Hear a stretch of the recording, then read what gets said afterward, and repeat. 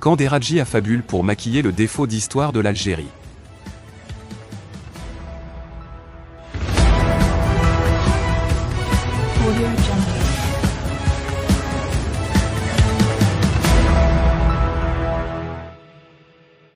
La publication d'une carte fantasmée de l'Algérie par le sbire de la junte se veut une riposte aux revendications légitimes du Maroc sur le Sahara oriental. Cette carte fictive a un seul mérite, mettre à nu l'envie féroce des maîtres de Deradji d'avoir un accès à l'Atlantique. Hafid Deradji, la plus célèbre brebis galeuse des caporaux au pouvoir à Alger, est dépité par les critiques dont il fait l'objet dans le Golfe depuis qu'il est devenu l'un des porte-voix de la junte algérienne. Celui qui s'était pourtant autoproclamé opposant au pouvoir pendant des années, a décidé de rentrer dans le marché de sa tête, ou, plus explicitement, de se tenir à carreau. On imagine le sacrifice que cela représente pour notre ami, lui qui voue désormais une haine féroce au Maroc. Les maîtres de Deradji sont visiblement très embarrassés par les vastes territoires dont les a généreusement dotés la France, pays qui ne considérait pas l'Algérie comme une colonie mais comme un territoire français au sud de la Méditerranée. L'Algérie française a amputé le Maroc de son flanc oriental et l'a facticement collé au pays qu'elle venait non seulement de créer, mais auquel elle a conféré un nom. La junte déteste l'histoire.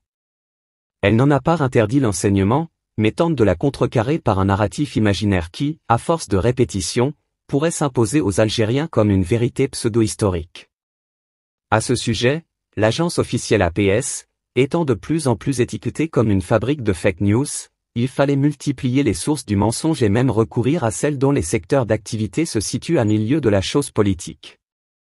C'est ainsi qu'il a été ordonné au commentateur sportif Deradji d'abandonner le football et de devenir géographe. Deradji en géographe, cela promet. Et on ne sera pas déçu. Il ouvre donc son ordinateur, trafique une carte du nord-ouest de l'Afrique et la publie sur son compte Twitter. Selon ladite carte, qui serait française datant de 1805, l'Algérie dominait la majorité de ce territoire et ses frontières atteignaient même l'océan Atlantique. Le Maroc ne gouvernait que sur la partie nord de son actuel territoire et le Sahara était contrôlé par l'Espagne. Le pauvre Deradji est l'incarnation même du Hafid et Mafahemch, celui qui apprend sans comprendre. À force d'absorber bêtement la propagande de la junte militaire d'Alger, qui cherche à substituer des fake news à l'implacabilité de l'histoire, il se ridiculise. Et pourtant, l'histoire est gravée dans le marbre. Les territoires que couvre aujourd'hui l'appellation Algérie ont été de tout temps administrés par d'autres États. Le général Charles de Gaulle l'avait rappelé aux Algériens un certain 16 septembre 1959. Car, depuis que le monde est le monde, il n'y a jamais eu d'unité, ni, à plus forte raison, de souveraineté algérienne. Carthaginois, Romains, Vandales, Byzantins, Arabes syriens, Arabes de Cordoue, Turcs, Français, ont tour à tour pénétré le pays, sans qu'il y ait eu, à aucun moment, sous aucune forme, un État algérien, avait déclaré le président de la République française dans un discours télévisé. Quelques années plus tard, c'est l'actuel locataire de l'Élysée, Emmanuel Macron, qui a appuyé là où la junte au pouvoir devient hystérique. La construction de l'Algérie comme nation est un phénomène à regarder. Est-ce qu'il y avait une nation algérienne avant la colonisation française?